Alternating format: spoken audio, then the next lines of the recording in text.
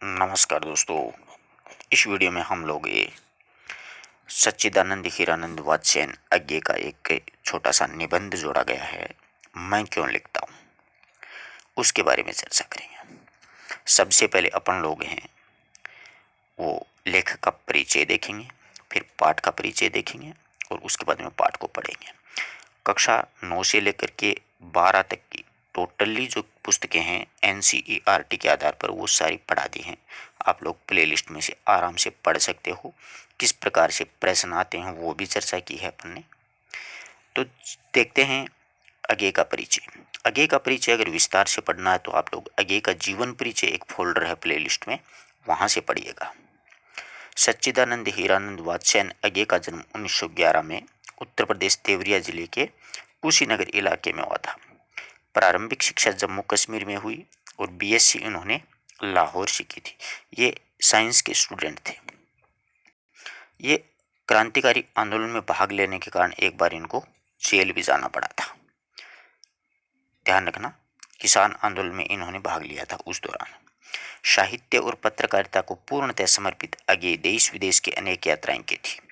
उन्होंने अनेक नौकरियां की और छोड़ी और आज़ादी के बाद में हिंदी कविता का अज्ञे पर व्यापक प्रभाव पड़ा था। कविता के अलावा इन्होंने कहानी, उपन्यास, यात्रा वृत्तांत, निबंध, आलोचना, अनेक विधाओं पर लेखन कार्य है वो इनके द्वारा किया गया है। इसी के साथ देखिएगा आप लोग इनकी प्रमुख रचनाएं। भगदूत, चिंता, रियो, करुणा में, प्रभा में, इंद्रधनुष, रौंदेवे, आंगन के पार द्वार, कितनी नाव में कितने बार, ये इनके प्रमुख काव्य संग्रह हैं।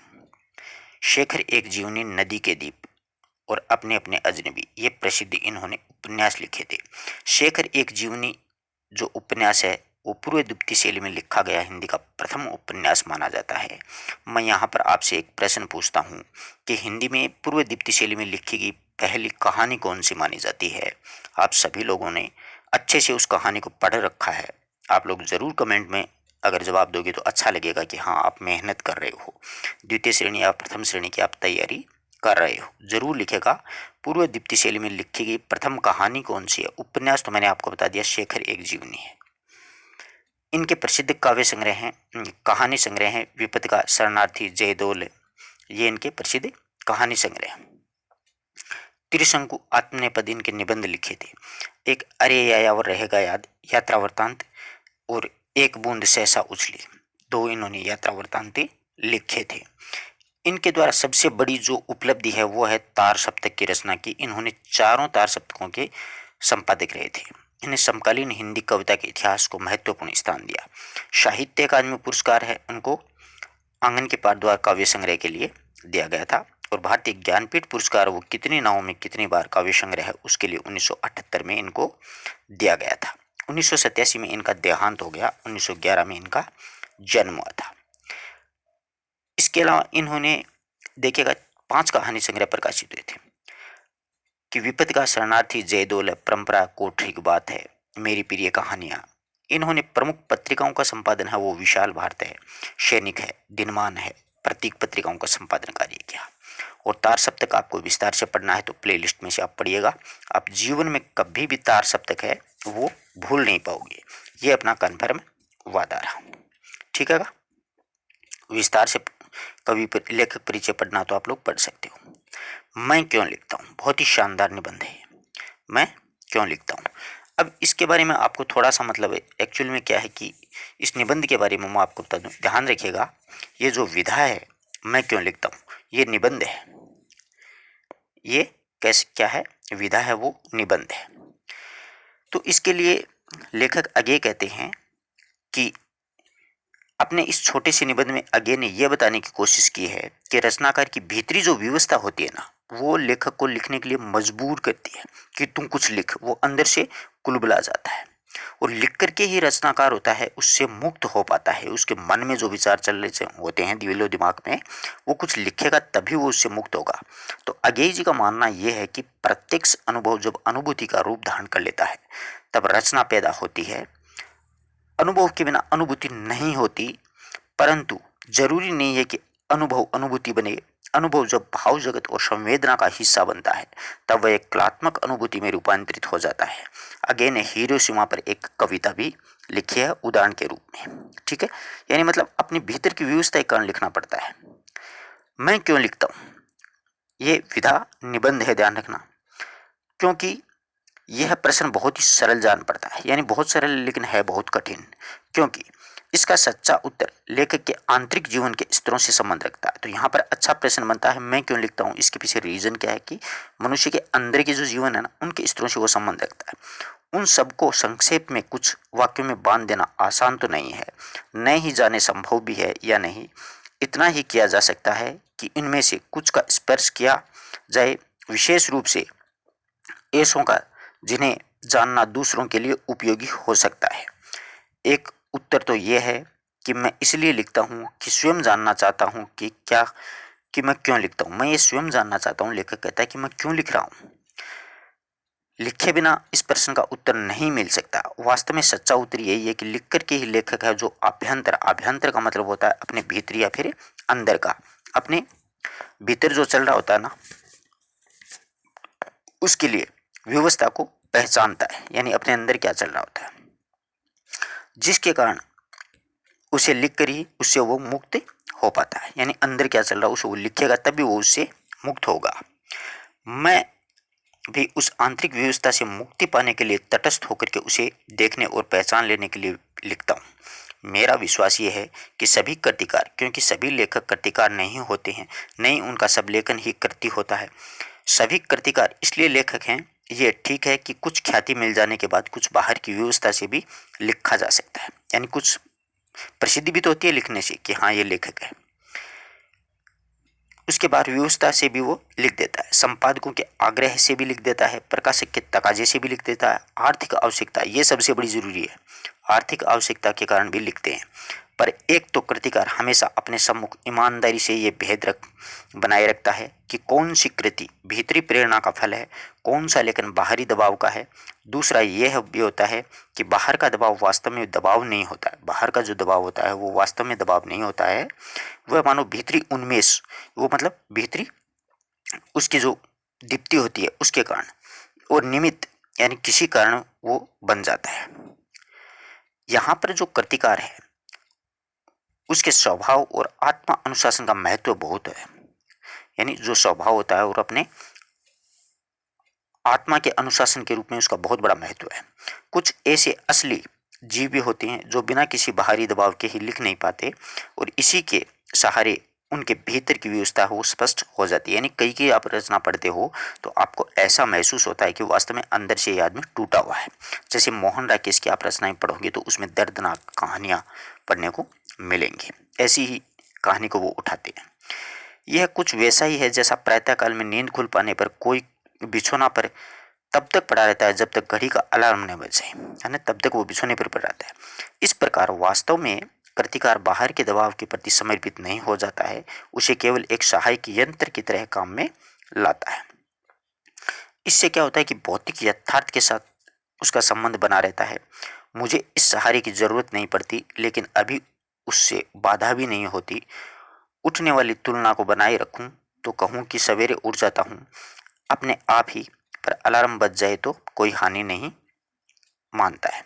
ये भीतरी व्यवस्था क्या होती है, इसे बखानना बड़ा कठिन है। क्या वह नहीं होती, यह बताना शायद कम कठिन होता है। या उसका उदाहरण दिया जा सकता है, कदाचित वही अधिक उपयोगी होगा, और अपनी एक कविता की कुछ चर्चा करूं जिससे मेरी बात स्पष्ट हो जाएगी। मैं विज्ञान का विद्यार्थी रहा हूँ क्योंकि बीएससी की थी ना, अगेन है। मेरी नियमित शिक्षा है उसी विषय में हुई है। अणु क्या होता है, कैसे इसे रेडियोधर्मी तत्वों का अध्ययन करने पर जीव की उस सीढ़ी तक पहुंचे जहां अणु का भेदन संभव हुआ है, रेडियम धर्मिता से के क्या प्रभाव होते हैं, और इन सब का पुस्तकीय या फिर सैद्धांतिक ज्ञान तो मुझे था। फिर जब वह हिरोशिमा में अणु बम गिरा तब उससे समाचार मैंने पढ़े और उसके परिवर्तित प्रभावों का भी विवरण पढ़ता रहा। इसी प्रकार उनके प्रभावों का ऐतिहासिक प्रमाण भी सामने आ गया। विज्ञान के इस दुरुपयोग के प्रति बुद्धि का विद्रोह स्वाभाविक था। मैंने लेख आदि में कुछ लिखा भी, पर अनुभूति के स्तर पर जो व्यवस्था होती है वह बौद्धिक पकड़ के आगे की बात है।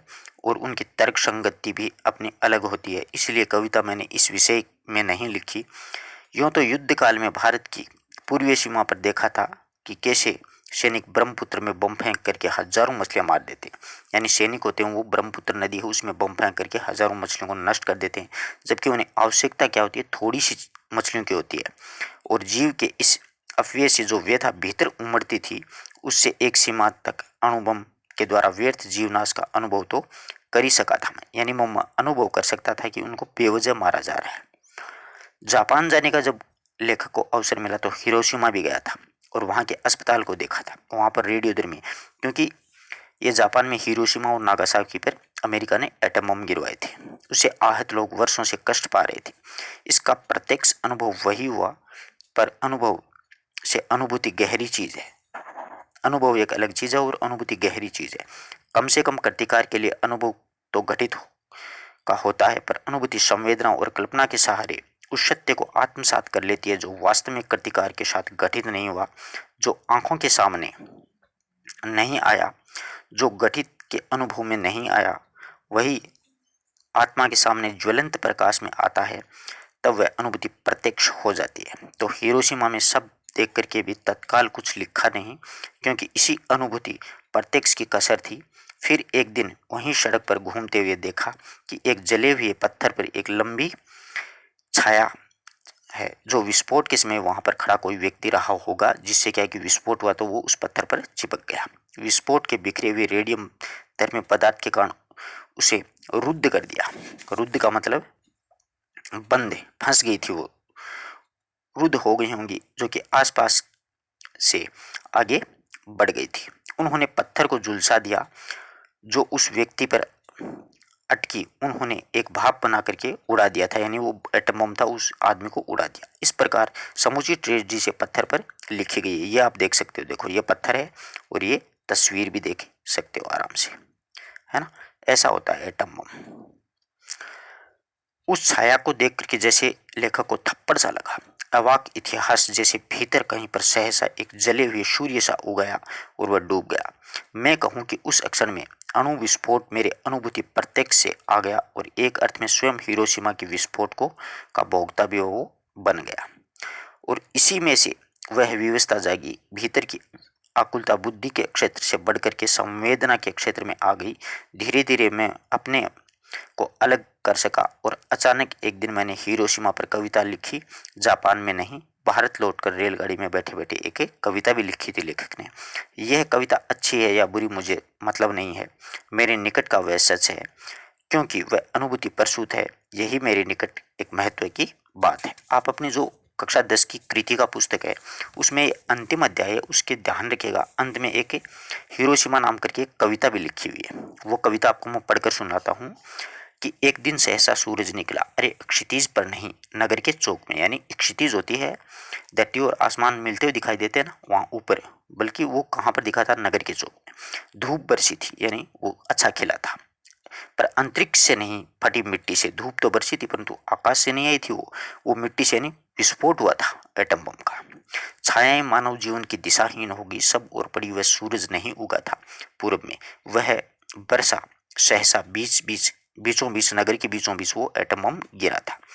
काल सूर्य के रथ के पहियों के जो अरे टूट कर बिखर गए हों दसों दिशाओं में। यानी काल चक्र का जो पहिया था वो टूट करके दसों दिशाओं में बिखर गया। यानी एटम बम जब ब्लास्ट होता है तो चारों तरफ से इतनी दूर दूर तक कहते हैं कि उसके विस्फोट के कण जाते हैं परमाणु के, कि वो 10-10, 20-20 किलोमीटर तक सब कुछ सुनसान कर देते हैं। एक क्षण, कुछ क्षण का वह उदय अस्त, कुछ क्षण के लिए उदय हुआ फिर वो अस्त हो गया। केवल एक प्रज्वलित क्षण की दृश्य शोक लेने वाली दोपहरी फिर थी। यानी इतना खतरनाक दोपहरी थी, इतना खतरनाक प्रकाश था कि असहनीय था। छायाएं मानव जीवन की नहीं मिट्टी लंबी हो करके, नहीं मिट्टियों वो लंबी होकर मानव ही सब भाप हो गए। छायाएं तो अभी लिखी हैं झुलसे हुए पत्थरों पर और उजड़ी सरकारों की गज पर। मानव का रचा हुआ सूरज मानव को भाप बनाकर सोख गया। पत्थर पर लिखी हुई ये एक जली हुई छाया मानव की साक्षी है। तो इस प्रकार से अगे ने छोटा सा निबंध लिखा है और मैं क्यों लिखता हूँ इसके बारे में बताया है कि अंदर की व्यवस्था के कारण लिखते हैं। और एटम बम कहाँ पर गिराए गए थे वो हिरोशिमा नागासाकी पर, ऐसे छोटे मोटे प्रश्न इससे आ सकते हैं, विधा ध्यान में रखिएगा, ये एक निबंध है। तो धन्यवाद दोस्तों। कक्षा 9 से 12 पूरी चैप्टर हो गए हैं। अब कई विद्यार्थियों का कहना है कि सर ग्रेजुएशन लेवल वाला है वो पार्ट अपन कल से शुरू करेंगे। सबसे पहले अपन कबीर है, फिर तुलसीदास जी हैं, फिर उसके बाद में ऐसा देवीणा है, कामायनी है, सूर्यमल मिश्रण है, बिहारी के 2 पढ़ाए हुए हैं, वो भी आप पढ़ सकते हो प्ले लिस्ट में से। उन मीराबाई हैं, सूरदास जी के पद हैं, वो अपन एक एक करके बारी बारी सभी पढ़ेंगे। तो धन्यवाद दोस्तों। अपने मित्रों तक भी इस बात को शेयर करें।